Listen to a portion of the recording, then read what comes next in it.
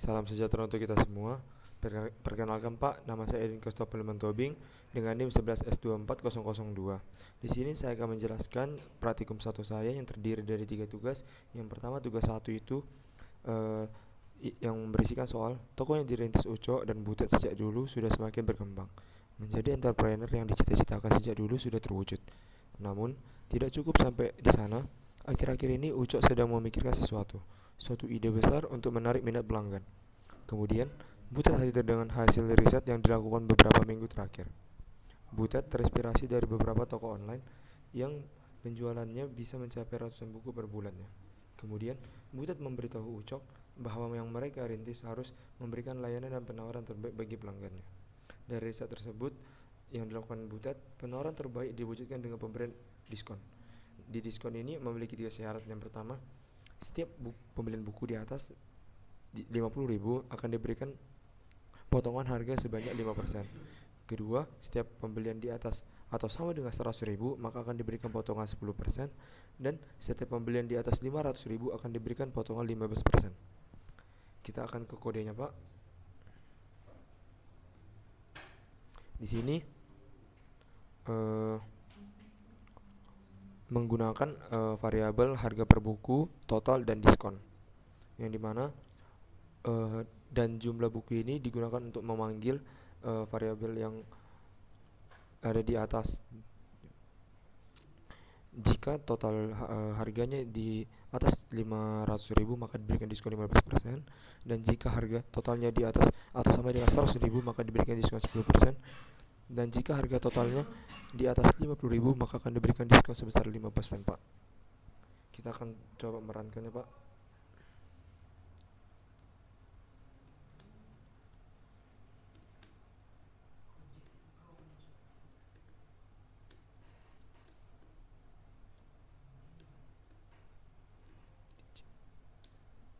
Kemudian T02.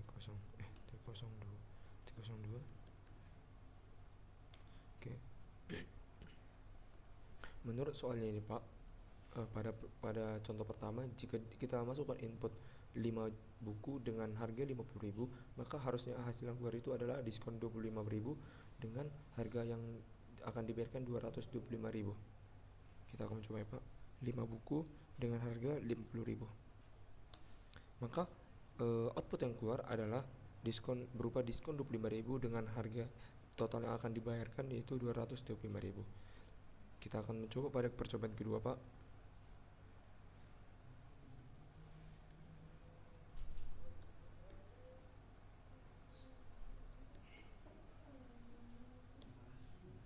Sebentar, Pak.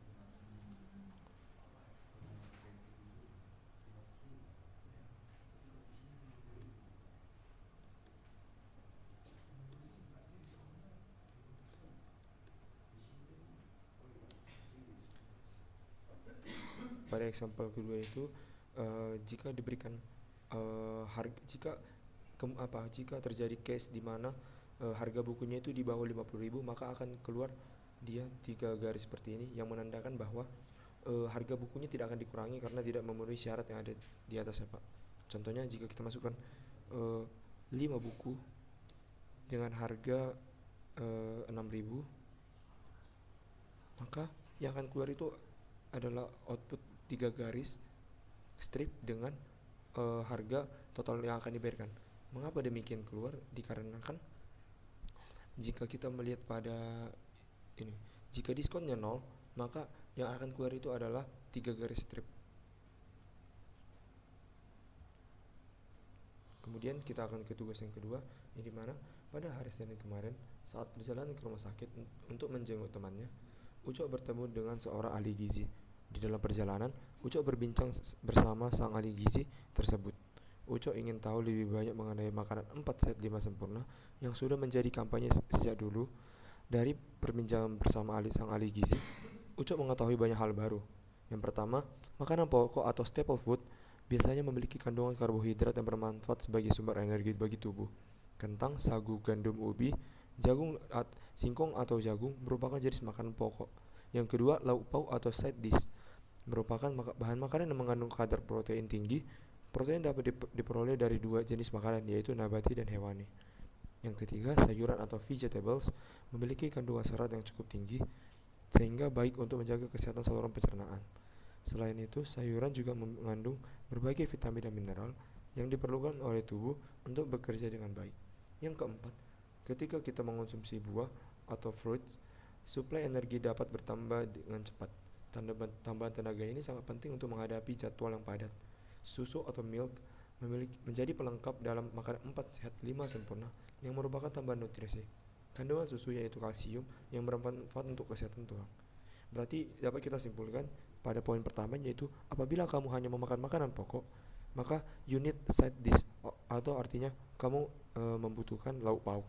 Dan jika kita pada poin yang kedua, apabila kamu hanya makan makanan pokok dan lauk pauk, maka you need vegetables, atau kamu membutuhkan sayur. Yang ketiga, apabila kamu makan sayur, maka kamu dalam kesehatan yang baik atau good. Yang keempat, apabila kamu makan buah, maka kesehatan kamu sangat baik atau very good. Dan yang kelima, jika kamu makan susu, maka kesehatan kamu itu sempurna atau perfect. Dari sini kita dapat membuat program yang dimana jika pada contoh pertama, jika kita memasukkan satu yang menandakan itu level 1, maka input yang keluar itu hanya staple food, atau dia hanya memakan makanan, atau dia hanya memakan makanan pokok dan dia membutuhkan lauk pauk. Dan contoh kedua, dan jika dia memasukkan input 3 atau level 3, maka output yang keluar adalah vegetable, side dish, or staple food and staple food, yang berarti dia memakan sayuran, dia memakan lauk pauk, dan dia memakan makanan pokok, yang dimana kesehatannya itu good atau baik. Kita akan coba di programnya, Pak. Di sini ada 5 case yang dimana jika kita memasukkan satu, maka akan keluar dia memakan staple, dia mengkonsumsi makanan pokok dengan, dan diberikan juga komen, yaitu kamu membutuhkan lauk pauk. Begitu juga pada set case kedua, jika dia hanya memakan makanan pokok dengan lauk pauk, maka dia akan membutuhkan sayuran. Yang ketiga, ketika dia memakan sayur, lauk pauk dengan makanan pokok, maka komen yang diberikan itu adalah good. Kita akan coba mau compile, Pak.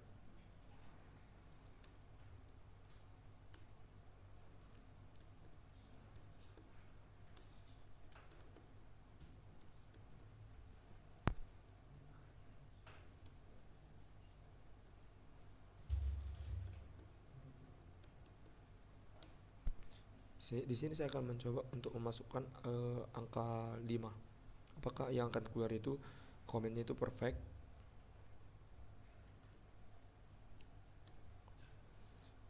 Dan di sini jika kita masukkan input 5, maka yang keluar itu dia mengonsumsi susu, mengonsumsi buah, mengonsumsi sayur, dan mengonsumsi lauk pauk, serta mengonsumsi makanan pokok. Dan komen yang diberikan itu adalah perfect. Kita akan lanjut ke tugas ketiga. Di tugas ketiga ini kita akan langsung ke intinya aja. Hari ini Ucok dan Polta belajar mengenai operasi perhitungan, yaitu penjumlahan, pengurangan, dan perkalian. Pertama, mereka harus menginisialisasi atau set nilai bilangan pertama untuk setiap operasi. Untuk penjumlahan adalah 0, dan untuk pengurangan adalah 0. Untuk perkalian set 1 atau dimulai dari angka 1, supaya hasil perkalian berikutnya tidak 0. Kedua, mereka memiliki operan yang akan digunakan. Ketiga, mereka akan memasukkan bilangan kedua yang harus dioperasikan. Di sini pada contoh pertama, kita memasukkan input operasi apa yang ingin kita apakan. Contohnya pada example 1, dia itu memasukkan input perjumlahan dengan bilangan pertama itu 1, maka akan keluar 1. Kemudian kita akan memasukkan bilangan apa yang akan dioperasikan dengan bilangan tersebut. Di sini dia memasukkan angka 2, maka hasil yang akan keluar adalah 1 tambah 2 adalah 3. Kita akan coba di Pak GCC bin O.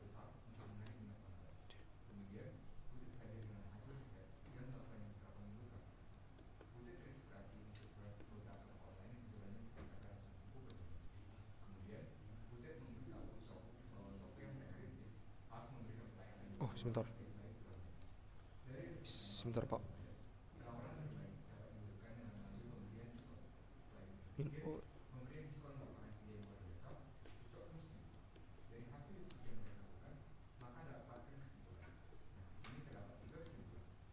oke.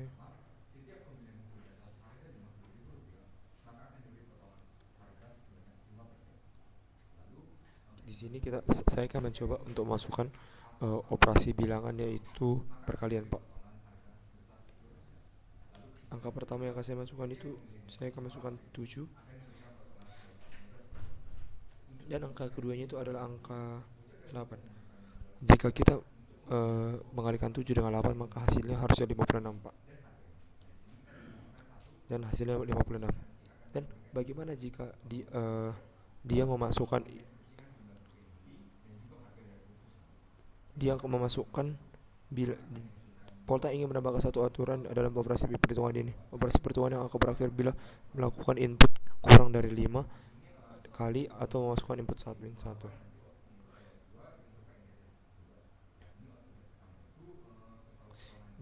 Dan jika kita masukkan input min 1 maka dia akan berakhir. Nah, dia akan berakhir di 56. Mungkin sekian saja, Pak. Terima kasih.